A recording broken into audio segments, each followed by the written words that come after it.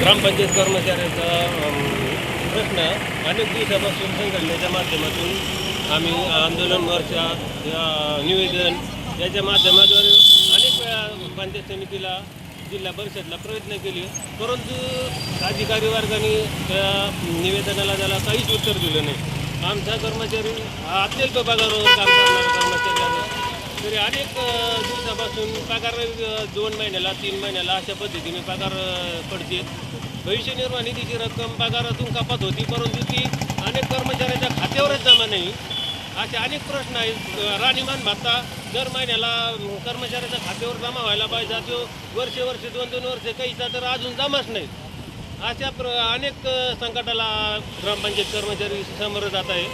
त्या यांनी आज त्याला आम्ही आंदोलन करत आहोत. यानंतर हे प्राथमिक आंदोलन असून याच्यानंतर जर आमच्या प्रश्नाची सोडवणूक नाही झाली तर उपोषण अजून तीव्र करण्यात